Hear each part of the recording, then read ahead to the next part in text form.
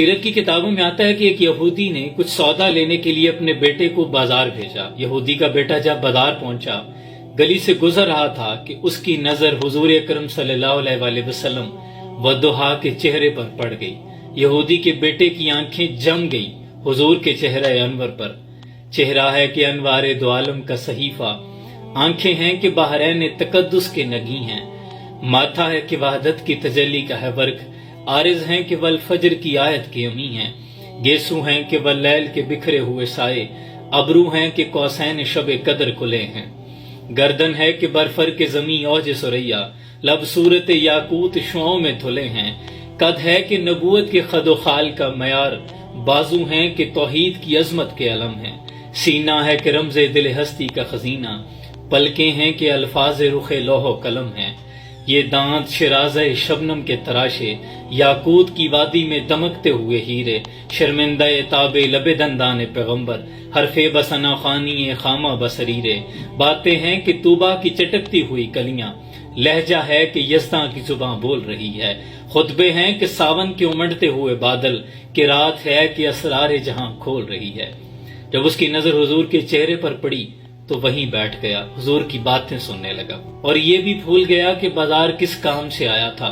بیٹھے بیٹھے گھنٹوں گزر گئے۔ ادھر اس کا باپ یہودی اپنے گھر میں کبھی اندر جاتا ہے کبھی باہر آتا ہے کہ اکلوتا میرا بیٹا ہے، بازار گیا تھا ابھی تک واپس نہیں آیا، میں نے اسے کہا تھا کہ جلدی آ جانا۔ شام کی اذان ہوئی، نماز بھی ختم ہوئی، رات گئے۔ جب وہ گھر آیا تو یہودی نے پوچھا کہاں رہ گئے تھے؟ کہنے لگا کہ مجھے خود نہیں معلوم، وہ تو دل کی دنیا اس کی لٹ چکی تھی۔ تو باپ نے پوچھا کہ سودا لینے بھیجا تھا وہ کہاں ہے؟ کہنے لگا سودا تو میں لے آیا ہوں۔ تو باپ غصے سے کہنے لگا کہ سودا ہے کہاں، مجھے دکھاؤ تو صحیح۔ کہنے لگا کہ کاش تمہاری آنکھیں ہوتی تو میں تمہیں دکھاتا کہ سودا کہاں ہے۔ اے میرے باپ، میں تجھے نہیں دکھا سکتا کہ میں کون سا سودا خرید لایا ہوں۔ لیکن باپ نے اس کی باتوں کو سن کر تھا کھا کر خاموشی اختیار کر لی۔ کہا چلو کوئی بات نہیں، اکلوتا بیٹا تھا۔ اب یہودی کے بیٹے کی یہ عادت بن گئی، وہ آئے روز نکل جاتا، حضور کی بارگاہ میں جا کر پیچھے بیٹھ جاتا اور چہرہ انور پر نظریں جمائے بیٹھا رہتا۔ یہ اس کا معمول بن گیا۔ لیکن کچھ ہی دنوں کے بعد طبیعت بہت خراب ہو گئی، وہ بہت بیمار ہو گیا، یہاں تک کہ بستر مرگ پہ آ گیا۔ یہودی بہت پریشان ہو گیا کہ نہ کچھ کھاتا ہے نہ کچھ پیتا ہے، لاغر ہو گیا ہے، قریب ہے کہ اس کی موت واقع ہو جائے گی، اور لب پر صرف ایک نام ہے، محمد بن عبداللہ صلی اللہ علیہ وآلہ وسلم۔ یہودی کو اور کچھ نہیں سوجا، حضور کی بارگاہ میں تشریف لے آیا، آ کر کہنے لگا کہ اے محمد صلی اللہ علیہ وآلہ وسلم، محمد بن عبداللہ، حالانکہ میں آپ پر ایمان نہیں رکھتا، لیکن کیا کروں، میرا بیٹا آپ پہ دلہار بیٹھا ہے، خدا کے لیے ایک نظر آ کر اپنے عاشق کو دیکھ لیجئے، شاید اس کی جان نکل جائے۔ قربان جاؤں مصطفیٰ کریم آقا صلی اللہ علیہ وآلہ وسلم کی رحمت للعالمین پر سراپے رحمت بنے ہوئے حضور نے یہ نہیں فرمایا یہودی سے کہ آپ چلے جائیں میں آتا ہوں۔ حضور نے رخ انور کو صحابہ کی جانب موڑا، فرمایا کہ اے ابوبکر، عمر، عثمان، علی، بلال، اٹھو، اپنے عاشق سے ملنے چلتے ہیں، اس کا بھی دیدار کرتے ہیں اور اسے بھی اپنا دیدار کرواتے ہیں۔ قربان جاؤں حضور اس کے گھر کی طرف چل پڑے۔ جب اس کے گھر پہنچے، اس کے بستر پر پہنچے، اسے دیکھا کہ وہ لیٹا ہوا ہے۔ حضور نے اس کے ماتھے پر جلتی ہوئی پیشانی پر جب دست شفقت رکھا، قربان جاؤں کیا منظر ہوگا۔ ہتھ پکڑ طبیبہ مرض نہ پوچھ، نارک پلا مینو کچھ بھی نہیں، نہ کر برباد دوائیاں نو، نہ ٹیکے لا مینو کچھ بھی نہیں، میں تا عشق دے وچ بیمار پیاں، نہ شور مچا مینو کچھ بھی نہیں، جے پوچھدا ہے تو مرض میری، مینو یار ملا اور کچھ بھی نہیں۔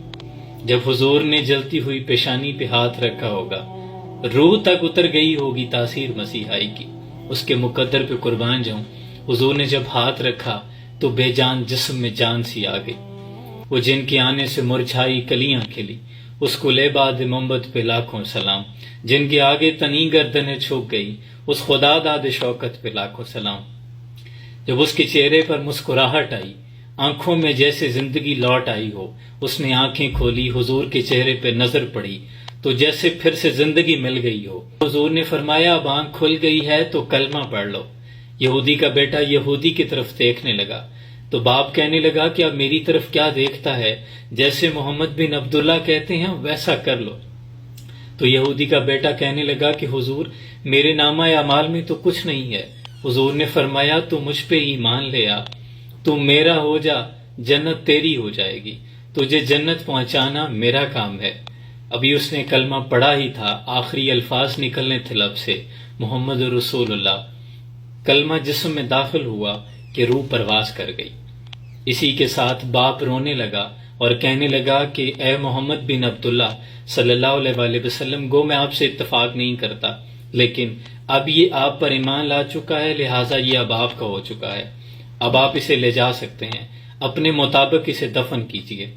قربان جاؤں اس عاشق کے مقدر پہ، حضور نے اپنے کاشانے مبارک سے اسے اٹھایا، صحابہ اکرام کو فرمایا ابو بکر صدیق، عمر بن خطاب، علی، عثمان، اس کے جنازے کو اٹھاؤ، بلال چلو اسے اٹھاؤ اور چلتے ہیں۔ اس عاشق کے مقدر دیکھیے کہ صحابہ کی جماعت پیچھے چل رہی ہے، حضور آگے چل رہے ہیں۔ صحابہ نے غسل دیا، کفن دیا، قبر کھودی گئی۔ قربان جاؤں مصطفیٰ کریم آقا صلی اللہ علیہ وآلہ وسلم خود قبرستان تشریف لے گئے، بلکہ اس کی قبر میں حضور خود تشریف لے آئے، اور حضور اس کی قبر کے اندر پاؤں کے بل نہیں بلکہ پاؤں کی انگلیوں کے بل چل رہے ہیں۔ حضور نے اس کو خود اپنے ہاتھوں مبارک سے قبر میں اتارا اور کافی دیر تک حضور قبر کے اندر کھڑے رہے۔ حضور کا چہرہ زرد ہو گیا۔ جب حضور باہر تشریف لے آئے تو صحابہ نے پوچھا یا رسول اللہ صلی اللہ علیہ وآلہ وسلم، حضور آپ نے خود کو کیوں تھکایا؟ آپ ہمیں حکم ارشاد کرتے، ہم اسے خود قبر میں اتارتے۔ تو حضور نے فرمایا کیا میں نے اس سے وعدہ نہیں کیا تھا کہ میں اس کی قبر کو جنت بناؤں گا، یہ اسے جنت لے جاؤں گا، اس لیے مجھے خود قبر میں آنا پڑا۔ تو صحابہ نے پوچھا یا رسول اللہ آپ انگلیوں کے بل کیوں چل رہے تھے؟ تو حضور نے فرمایا کہ حور و ملائکہ کا اتنا رش تھا اس کی قبر کے اندر کہ مجھے جگہ نہیں مل رہی تھی، مجھے انگلیوں کے بل چلنا پڑا۔ میں نہیں چاہتا تھا کہ کسی ملائکہ کے پاؤں پہ میرا پاؤں آ جائے۔ اور حضور کی آنکھوں میں آنسو تھے، اور حضور یہی دعا فرما رہے تھے کہ اللہ تیرا شکر ہے تو نے میرے صدقے اس شخص کو بخش دیا، اللہ تیرا شکر ہے تو نے میرے صدقے اس شخص کو بخش دیا۔ قربان جاؤں اپنے ایک امتی کے لیے حضور کتنا درد رکھتے ہیں۔ پہلے سجدے پہ روز ازل سے درود، یادگاری امت پہ لاکھوں سلام۔ اے امتی تیرے بختوں پہ قربان جاؤں، کس قدر شفیق آقا کا تو امتی ہے۔ قطرے کو سمندر، ذرے کو ستارہ کرتے ہیں، کونین کو خام آ جاتا ہے جب زلف سنوارا کرتے ہیں۔ فدا کا امی و ابی یا رسول اللہ صلی اللہ علیہ وآلہ وسلم۔ سلام پہنچے۔